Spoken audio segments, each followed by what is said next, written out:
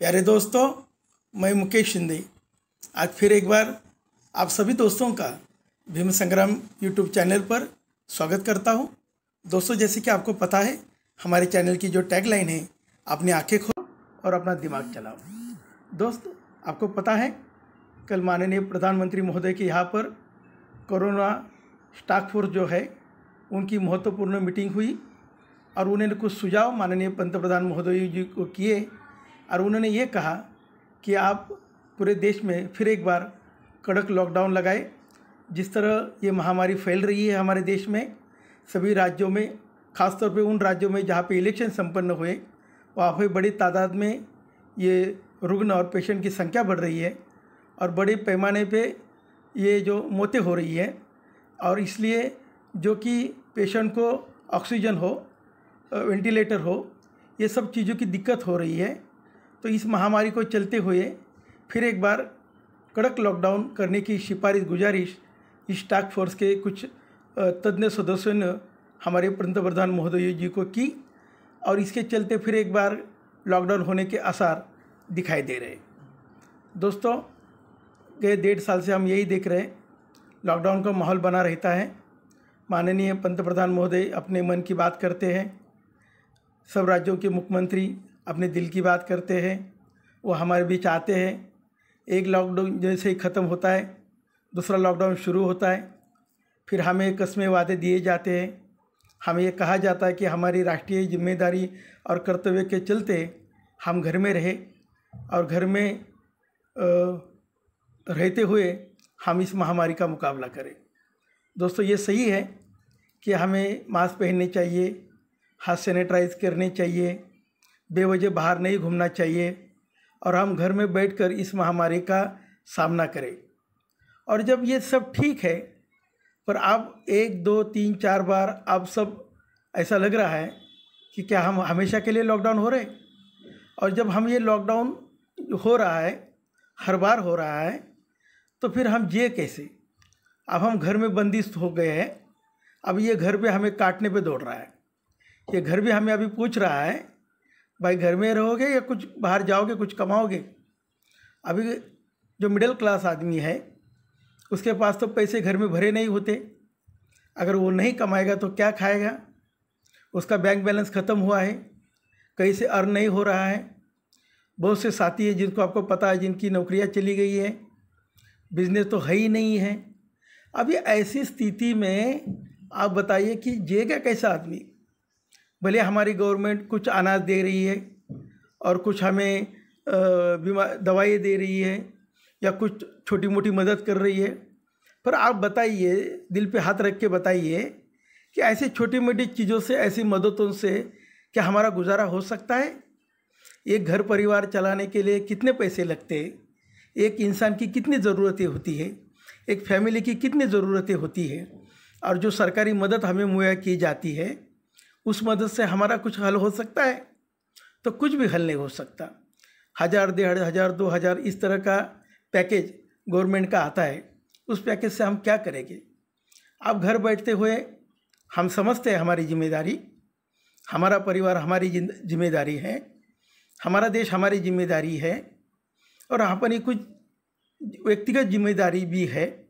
इस जिम्मेदारियों से चलते हम ये सब नियमों का पालन कर रहे हैं, पर अभी ये घर की जो कैद है हमें काटने पे दौड़ रही है। दोस्तों, अभी घर में कुछ रहा ही नहीं है।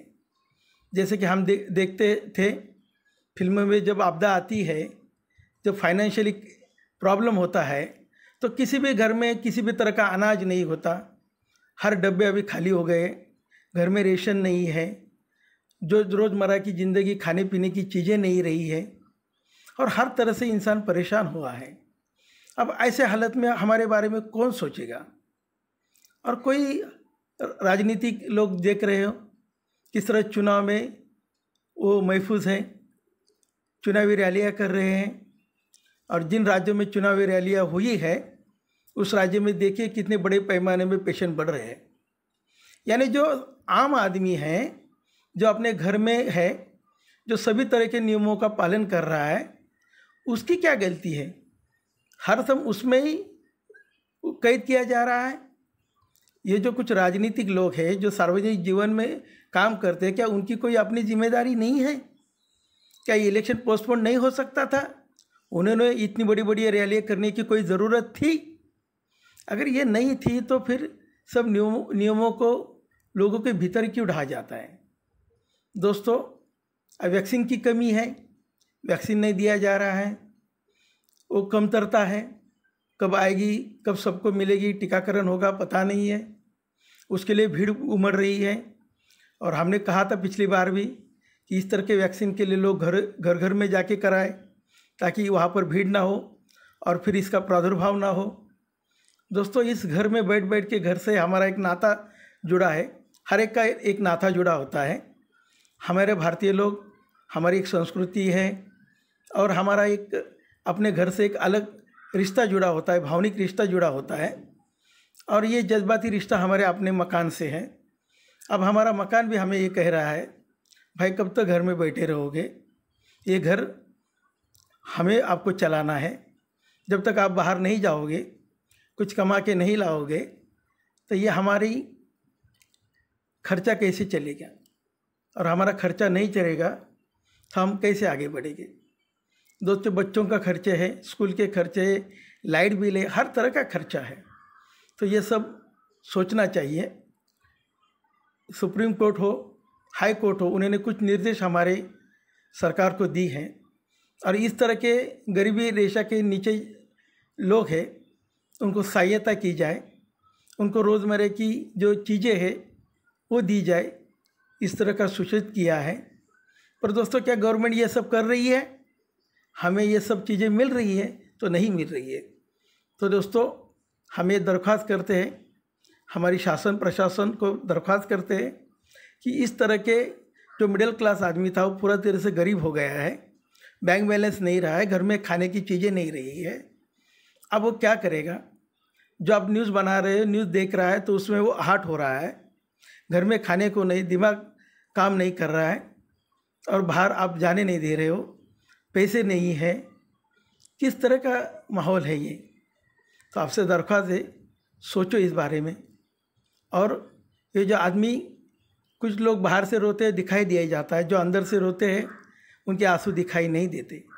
आप सोचो समझो। और इस तरह के महामारी से बाहर जब तक हम न आए तो रोज़मर्रा की जो इंसानी ज़रूरती चीज़ें हैं वो हर एक तबके के लोगों को देना चाहिए, उस तरह का प्रयोजन होना चाहिए। इसी तरह की दरख्वास्त करता हूँ। अपना परिवार, अपना घर बनाए रखने के लिए, अपना देश बनाए रखने के लिए हम कटिबद्ध है। पर खाने के लिए रोटी ये तो सबको चाहिए, बीमारी के लिए दवाई चाहिए। इन बुनियादी चीज़ों को सरकार हर एक तबके के लोगों को दे, इस तरह की दरख्वास्त करके यहाँ रुक जाता हूँ। दोस्तों, अगर मेरा चैनल आपने सब्सक्राइब नहीं किया होगा तो इस तरह के वीडियो के लिए आप मेरा चैनल सब्सक्राइब करें और दूर तक इसको पहुँचाएँ। इस तरह की दरख्वास्त करके यहाँ रुक जाता हूँ। जय हिंद।